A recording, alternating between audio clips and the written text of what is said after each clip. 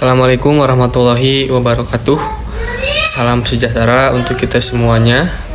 Yang saya hormati Bapak Dr. Aradea selaku dosen pengampu mata kuliah Logika Matematika. Kami akan mempresentasikan materi dengan judul Sistem Pakar pada Tanaman Padi.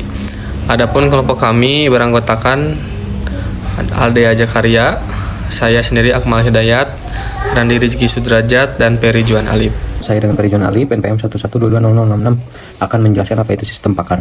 Jadi sistem pakar itu atau expert system adalah program komputer yang dirancang untuk meniru kemampuan pengambilan keputusan seorang pakar manusia dalam bidang tertentu. Sistem ini menggunakan basis pengetahuan dan mesin referensi untuk menganalisis data, memberikan rekomendasi atau keputusan logis. Nah, tujuan proyek dalam sistem pakar ini bertujuan untuk membantu petani atau penyuluh pertanian mendiagnosis jenis penyakit pada tanaman padi berdasarkan gejala-gejala yang terdeteksi di lapangan. Saya Randi Rizky Sudrajat, saya akan menjelaskan fakta dan aturan dalam sistem pakar. Fakta adalah informasi dasar yang dianggap benar tanpa perlu pembuktian lebih lanjut. Dan juga fakta menjadi fondasi dari basis pengetahuan dalam sistem pakar.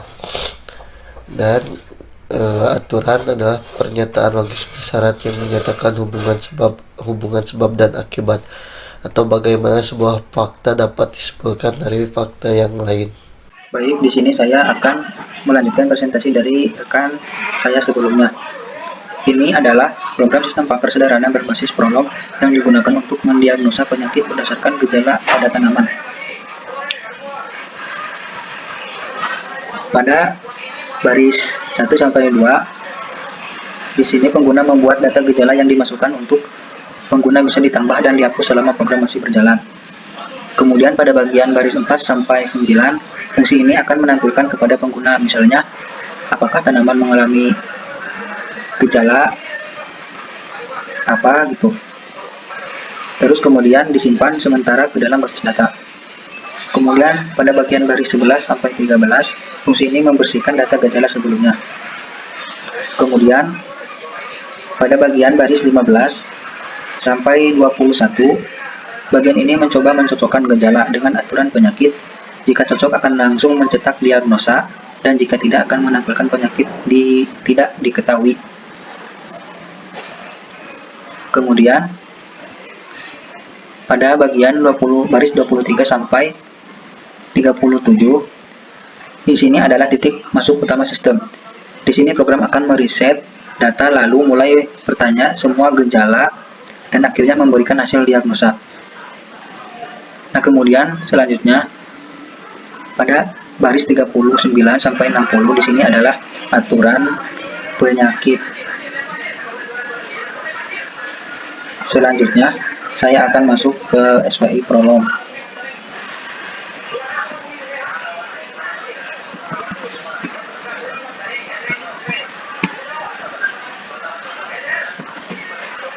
Di sini saya akan membuka program yang sudah saya buat.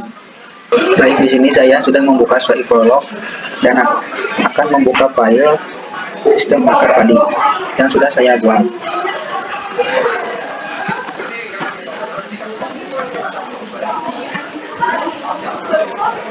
Nah, di sini jawabannya sudah true dan bisa kita lanjut untuk mulai membuka programnya.